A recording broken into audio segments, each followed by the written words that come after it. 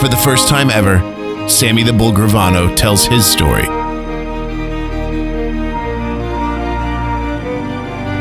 This is our thing.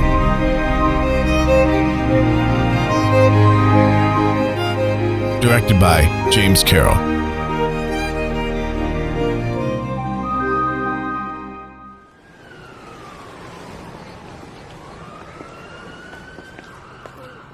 At this point, all kinds of things are starting to happen that are making me think about what's going on with our relationship, me and John, and everything.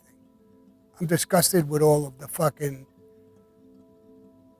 police, newspapers, this social media bullshit that we're going through. It's not like Cosa Nostra. But a few other things happened that are even more important. I come home one night a little late, 8:30, 9 o'clock. My day is over. I get a call that Nicky Scarfo wants to see me in Atlantic City. I'm on the phone. It's 2 hours and 15 minutes to drive there. 2 hours and 15 minutes to drive back. I don't know how long this meeting's going to be. I'm exhausted. But he's a boss. I did a lot of things with him. For him to call me like this, something's up. So I get in the car and I go there. He's not allowed in the casinos, but he's in the casino. He's in the hotel part. He's up in a room. People meet me when I get there. I have the guy take the car. I go in. They put me in an elevator. I go up to a room. They wait outside. And Nicky's there. I walk over. We shake hands. We give a hug, a kiss. We've been through a lot of things together.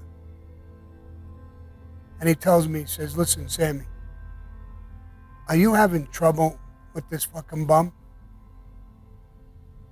What bum? What are you talking about? He said, your boss, John. I said, bro, don't talk to me like that. He's my boss. He's my friend. I don't talk behind people's back. I don't know. I don't talk to me like that. All right, Sammy, take it easy. You're right. I understand. You don't know what I'm saying. I see something I don't like. What? He said he got in touch with me. Not through you like normal, but he got in touch with me and he wanted me to come in from now on through this guy, Joe Butch, captain in your family, directly to him. So I said, well, he knows I'm doing a lot of things. Maybe he's just trying to give me a break by taking some stuff off my plate, and I don't know. He said, Sammy, please, bro, you're a sharp guy. You're sharp as they come. Keep your eyes open. Keep your ears listening. He said, pay attention to what's going on around you. You know the life. If you feel a certain way, remember this. I got your back. Me and you got blood on our hands together. We were there for each other. I'll always be there for you.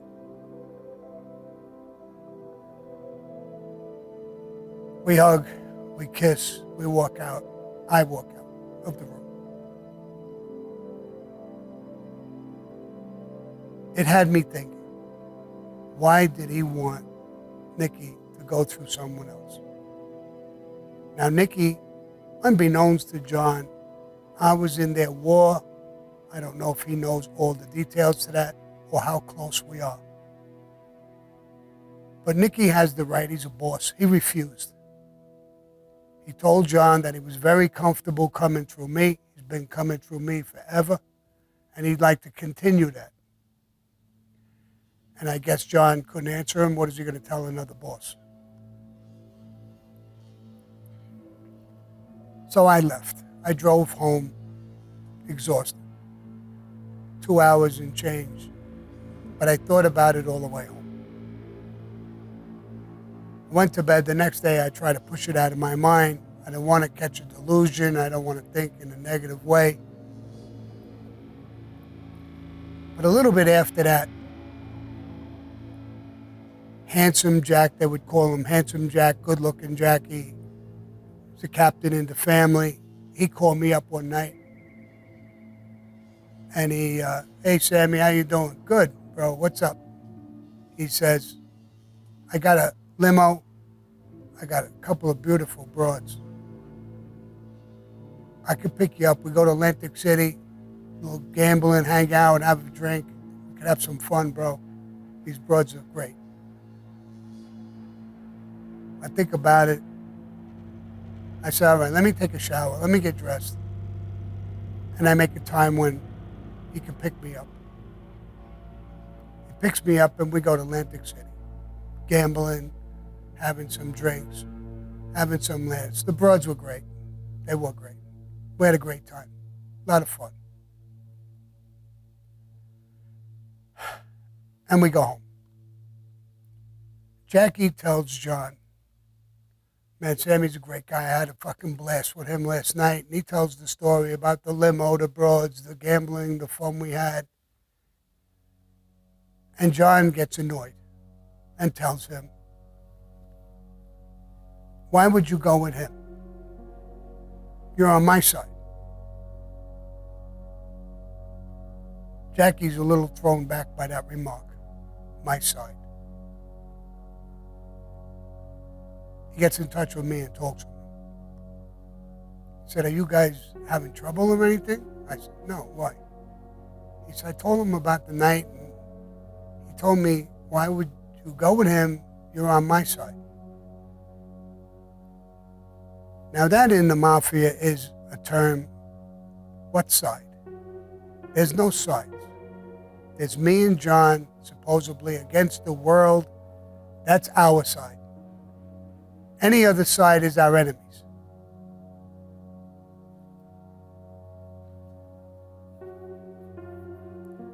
That made me think, but I didn't feed into Jackie.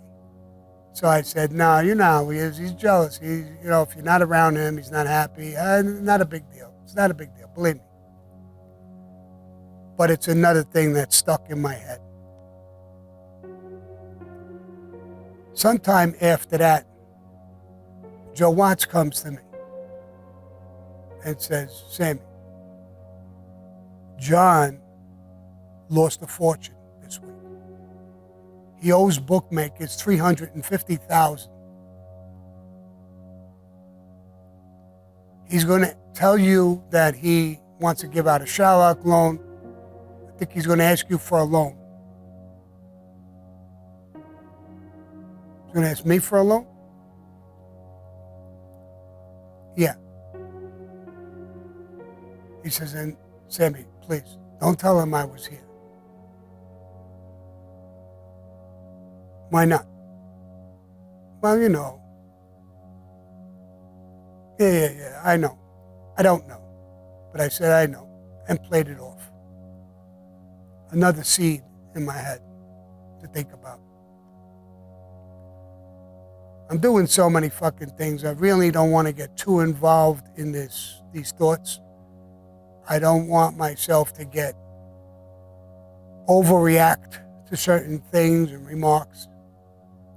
I go to the city and John pulls me out and said, listen, bro, some guy asked me for a loan. How much are you sitting with? He didn't ask me for a loan. He said, how much are you sitting with? I would hold the money that would come into the family through me. When it reached a certain number, I would have his brother come and pick it up and give it to him. I would take my end, he gets his end. Normally, I wouldn't turn in until the number hit 200, 250,000. Then I would tell him, bro, I'm sitting heavy. Send your brother. He would ask me the number. I would tell him 225, 250, whatever it was. And that's how I would get the money from me to his brother, Pete, to him.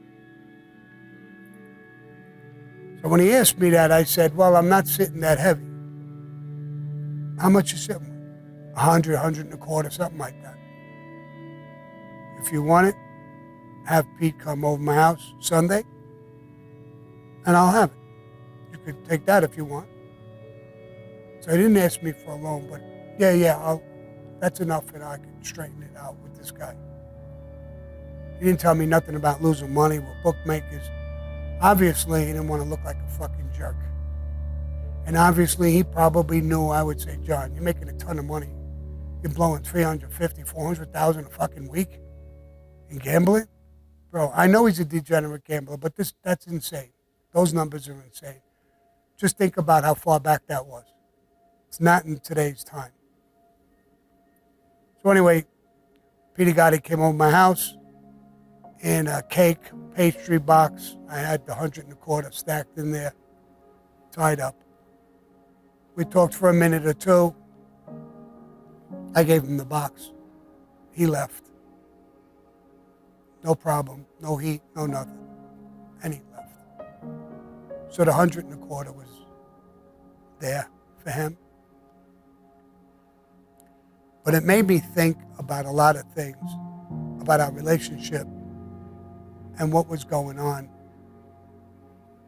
I was paying more attention to it. I remember 2 other times I blew them off. One time, a guy from the Genovese family came into him and told him, you know how to pick them. John says, what do you mean, pick what? Well, Sammy, you can't do a fucking job in the city of New York unless you get a wink and a nod from him, bro. He's so fucking powerful. Instead of John saying, that's right, that's my man. You want something done, I'll make him get it done for you. And he took it the other way. He didn't like it. He didn't like anybody being his equal or being talked about in a real positive way if it wasn't about John himself. Another time, a guy in the Colombo family went to him. My name came up in the conversation. He said, wow, I went by Tally's Tuesday to see Sammy about something. Boy, oh boy, there's 50, 60 guys there. Captains, underbosses from different families, maid guys, union bosses. He's a fucking powerhouse over there by Tally's in Brooklyn. Nice and quiet. That blew his mind altogether. He did follow up on that. The following Tuesday after he heard that, he came to Tally's with Joe Watts and 4, 5, 6 other guys. Joe Watts came in and said, listen, John wants to talk to you.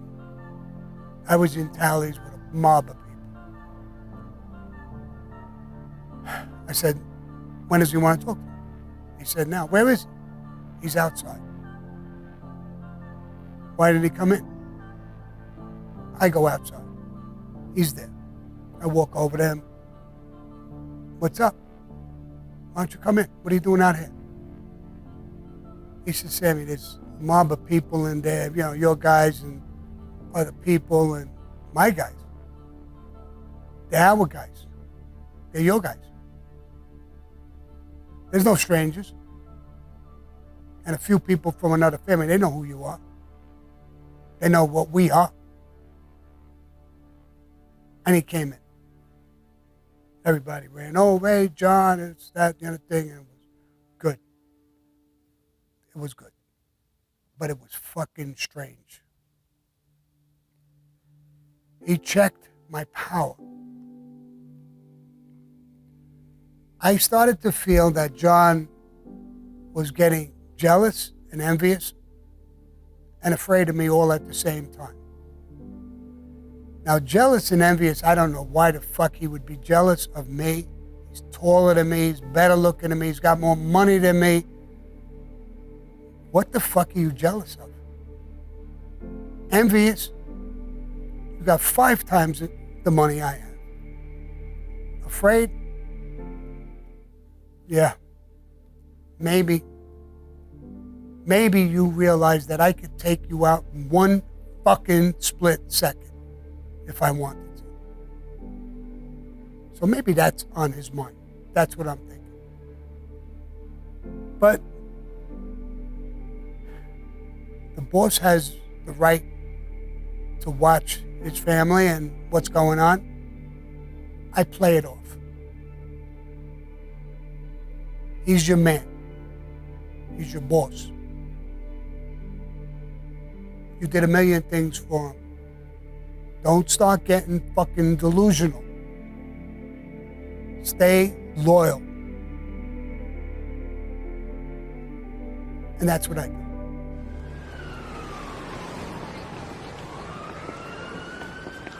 I did a little research. And I'm told that $150,000 back then is worth $500,000 in today's market. So you can imagine what these numbers were about. And I was very careful with the money. I had a carpenter come in and build 3 different traps in my house.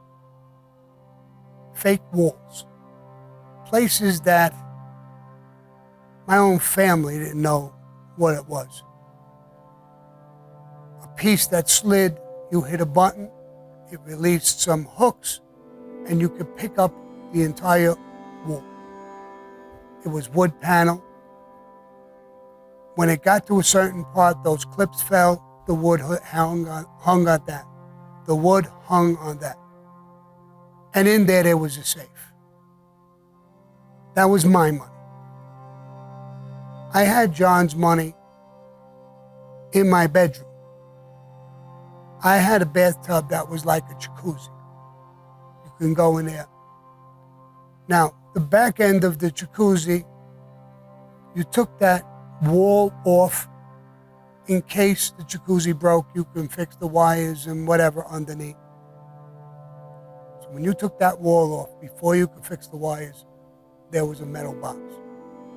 That's where John's money was. So I was very, very careful of where I put the money, everything I did about it. I always had the feds and people, or thieves, just a regular thief, in the back of my head. So I was very cautious at what I did. I just wasn't hanging around my house. Maybe I did have a stash that had about 50, 60,000 in case somebody came into my house and was going to rob it. My wife knew where that was. I told my wife, if anybody ever came here wanting to rob you, go to that safe. Open that fucking thing and say that's all he has, that's all we have, and give him the 60,000. Your life is more important. Don't try to fight for money. Give them the 60,000. Let them get the fuck out. Pay attention to what they look like. And if I got caught off guard, I could do the same thing. If you were a thief, you got the 60,000. But I would come looking for you. You're going to get a lot more than that 60,000. You're not going to enjoy that fucking money. I'm going to make sure of that. But I was very cautious with everything.